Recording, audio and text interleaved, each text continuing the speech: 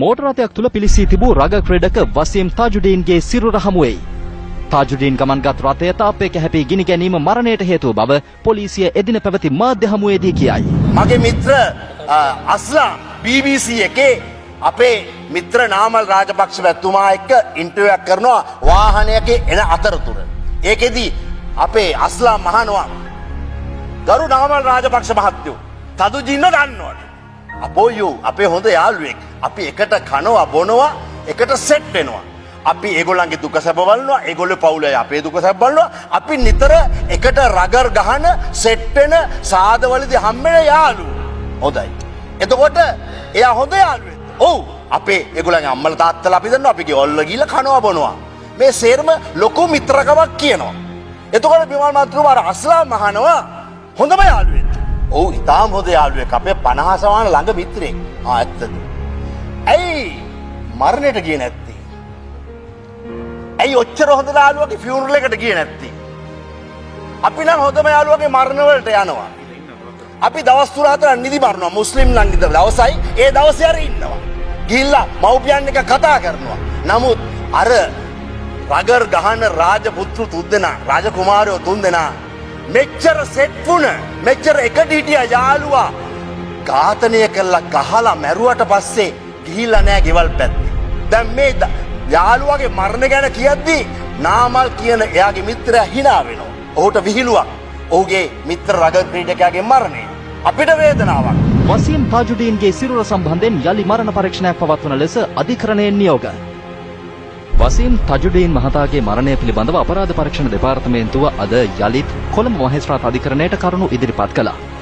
මෙම මරණය සිදුවේ අවුරුදු 2කමාරක් යනතෙක් මරණ පරීක්ෂණ වාර්තාව ඉදිරිපත් නොකිරීම පිළිබඳව ගැටලුකාරී තත්ත්වයක් මතුව තිබෙන බව අතිරේක මහේස්ත්‍රාත්වරයා පැවසුවා. තාජුඩීන් මහතාගේ සිරුර පරීක්ෂණ සඳහා යලි ගොඩ ගැනේ. ඔහු අපරාධ පරීක්ෂණ දෙපාර්තමේන්තු නිලධාරීන් අමතමින් කියා සිටියේ අධිශීතකරණයේ තැන්පත් කර තිබූ තාජුඩීන් මහතාගේ ශරීර කොටස් පිළිබඳවද ගැටලුවක් පැන නගින බවයි. මුල් පශ්චාත් මරණ පරීක්ෂණය කළ අවස්ථාවේදී ඊට සහභාගී වූ කනිෂ්ඨ වෛද්‍යවරුන් දෙදෙනාට ප්‍රධාන අධිකරණ වෛද්‍ය නිලධාරී අජිත් තෙන්නකෝන් මහතා තර්ජනය කළ බව සඳහන් කරමින් හිටපු ප්‍රධාන අධිකරණ වෛද්‍ය නිලධාරී මහාචාර්ය ආනන්ද සමරසේකර මහතාගෙන් කොළඹ අතිරේක මහේස්ත්‍රාත්වරයා වෙත පැමිණිල්ලක්. බලලපු මුත්‍ර ශරීරය එළියට අරගෙන ඒගොල්ලෝ කිව්වා මේ මිනිස්සෙගේ ශරීරයේ තියෙන ලොකුම බෝන්ස් දෙක ලොකුම ඇට දෙක තමයි මේ ෆීල්ම බෝන්ස් දෙක. මේ උකුලේ ඉඳලා දනපොල් කට්ට දක්වා තියෙනවා. ඒ ඇට දෙකම නෑ කිව්වා මේකේ. ඊට පස්සේ මේ හાર્ට් බෝන් එක හෘදය ආවරණය වෙන්න තියෙන බෝන් එකයි ත්‍රෝට් එකයි නෑ කියලා. හොඳ වෙලාවට මේක පෝස්ට්මෝටම් කරන්න කලින් මේක මේ දැවි ගිය බොඩි එකක් නිසා එක්ස්රේ එකක් අරගෙන තිබුණා. ඒ එක්ස්රේ එකේ තිබුණා මේ ෆීම බෝන්ස් හાર્ට් බෝන් ත්‍රෝට් එක ඔක්කොම. එක්ස්රේ එකේ තිබුණා. එතකොට ඒක බලලා ඒ වෛද්‍යවරු තීරණය කරා ෆීම බෝන්ස් දෙකම කඩලා. එතකොට හાર્ට් බෝන් එකේ හිලක් තියෙනවා ත්‍රෝට් එකේ හිලක් තියෙනවා. ඊට පස්සේ මේ පෝස්ට්මෝටම් එක කරේ ડોક્ટર රාජගුරුයි ડોક્ટર ශ්‍රියන්ත අමරරත්න. එතකොට ඒ දෙන්න මේගේ සුපර්වයිසිං ඔෆිසර් එහෙම නැත්නම් උඩින් හිටියේ ප්‍රොෆෙසර් ආනන්ද සමරසේකර. ඉතින් ඒගොල්ලෝ හරියටම පෝස්ට්මෝටම් එක කරලා මේ ෆ්‍රීසර් එකට බොඩි එක දාලා ගියාට පස්සේ ආපහු ආනන්ද සමරසේකර මහත්තයා මේ බොඩි එක අරගෙන නැවතත් එයා කපලා තමයි අර ෆීම බෝන්ස්ුයි මේව අරගෙන තියෙන්නේ. මොකද ඒක තහවුරු වෙනවා ડોක්ටර් මේ පෝස්ට්මෝටම් එක කරපු ડોක්ටර් එයාගේ නෝට්ස් වල දාලා තියෙනවා සර් ප්‍රිසර්ව් කියලා 2 femur bones heart bone and throat කියලා.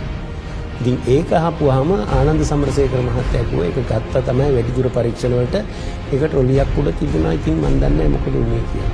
කොහොම හරි එතුමට මහා අධිකරණයේ ඉදිරියේ අධිචෝදනා ගොනු කළ ඉද්දි අවාසනාවන්ත විදියට එතුමා මිය ගියා. වෛද්‍ය මණ්ඩලය කිව්වා මේක ඝාතනයක් කියලා. අර ඇක්සිඩන්ට් කියලා තීරණය කරපු එක මොකද රස පරීක්ෂක වාර්තාවත් එක ගැලපුණේ නෑ.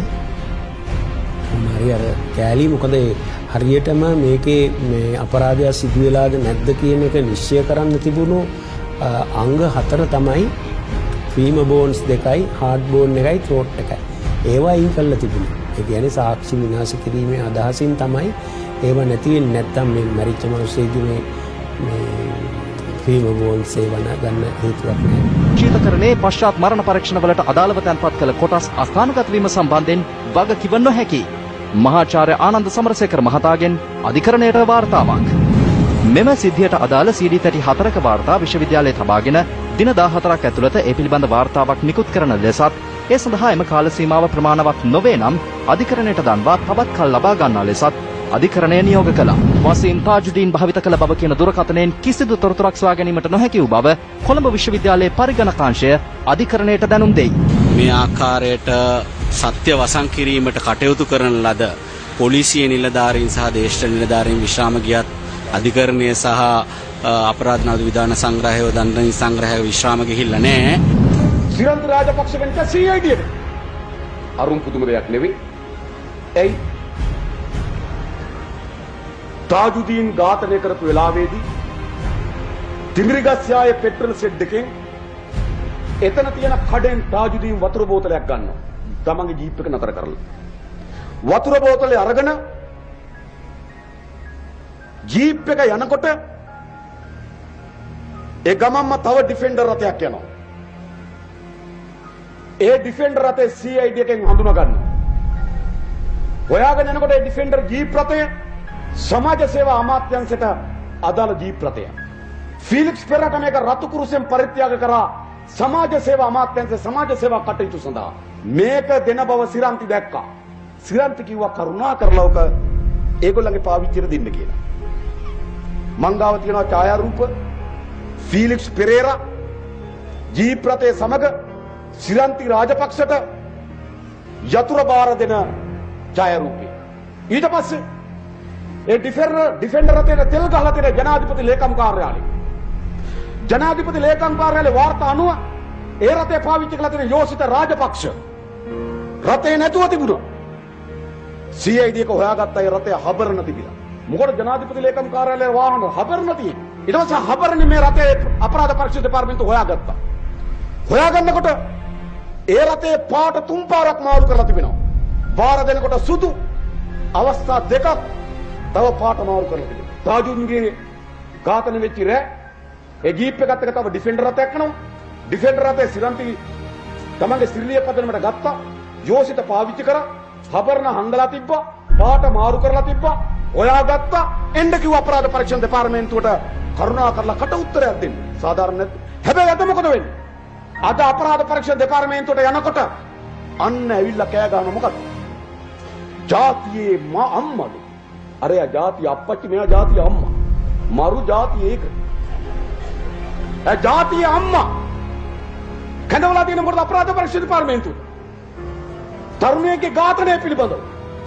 මම දැන් මේ දැන් යනකොට මරලා දැම්මත් මට කරන්න දෙයක් නැහැ. ඒ වගේ දේවල් කොච්චර මේ රටේ වෙලා තියෙනවද? මේ දැන් යනකොට මරලා දාන්න හරි ප්ලෑන් එකක් රාජපක්ෂ මැරුවොත් එහෙම. දැන් කියන්නේ සම්පූර්ණ රාජපක්ෂ. රාජපක්ෂෙන්ද කවුද? මහින්ද රාජපක්ෂ, චමා රාජපක්ෂ, ගෝඨාභය රාජපක්ෂ, නාම රාජපක්ෂ, සසේන්ද්‍ර රාජපක්ෂ. ඔය රාජපක්ෂ පවුල වෙන කවුරුවත් නෙවෙයි. රාජපක්ෂලාට ලයිසන් තියෙන මිනිස්සු ඉන්නවා කියලා මොන තරම්ද ඔබතුමා දන්නවා ඒ කට්ටියගේ වැඩේ කරගෙන මේ මිනිස්සු අතුරුදහන් කරනවා. රවුලක් වවාගත්ත කොල්ලෙට්ට රාජපක්ෂලා බය වෙන්න හේතුව මොකද්ද? බය වෙන්න කියන්නේ සමුදිත එතකොට සමුදිත හිතන්නේ තාදුදීන් විතරද අතුරුදහන් වෙලා තියෙන මේ රටේ. රාජපක්ෂ වෘත් එක ගේම ඉල්ලලා විරුද්ධව ගිහිල්ලා තාදුදීන් විතරද මේ ඉන්නේ මේකේ. නෑනේ. තාජුදීන් මැරුවේ රාජපක්ෂලම තමයි. ඔය ඉතින් රාජපක්ෂලා කියලා ඒක ඔප්පු නානේ පස්සේදී. එතකොට ඔයාට මේ කතාව කියලා මෙතනින් එළියට යනකොට වෙඩි තියලා මරයි කියලා සැකයක් එන්න තරම් රාජපක්ෂලාගේ ඔයා දන්න එක දෙයක් කියන්න පුළුවන් නම්. දන්නව මම දැන් එකක් කිව්වේ තාදුදීන් කිව්වේ. අරුණ විදානගමගේ හෙවත් කජ්ජා නැමැත්තාට මිද්දනියේදී වෙඩි තබා ඝාතනය කරන්නේ පසුගිය 18 වෙනිදා රාත්‍රියේ. එම අවස්ථාවේ අරුණ ගමන්ගත් යතුරු පැදියේ සිටි ඔහුගේ බාල පුත්‍රයා සහ පුංචි තියණියද වෙඩි ප්‍රහාරයට ලක් වුණා.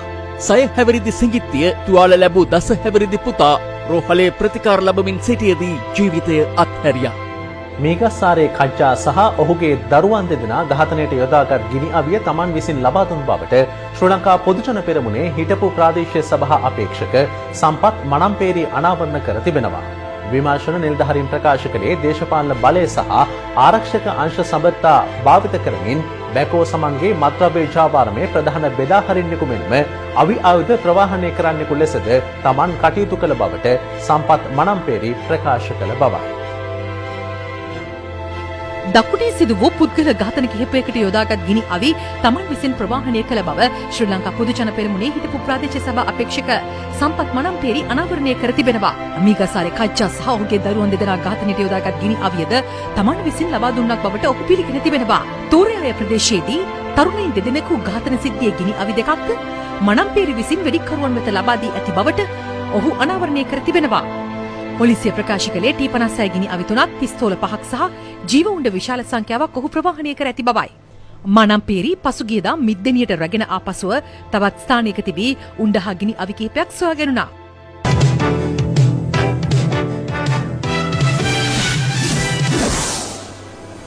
දැන් ලැබෙන පොතක් වෙතයි අවධානය. රග ක්‍රීඩක වසීම් තජුඩීන් ඝාතනය කිරීමට පැමිණි කණ්ඩායම් අතර අරුණ විධානගමගේ හෙවත් මිකස් ආරේ කච්චාද සිටි බවට තහවුරු වී ඇති බව පොලිසිය අද අනාවරණය කළා. ඒ මෙවන විට පැවැත්වෙන විශේෂ පොලිස් මාධ්‍ය හමුවේදී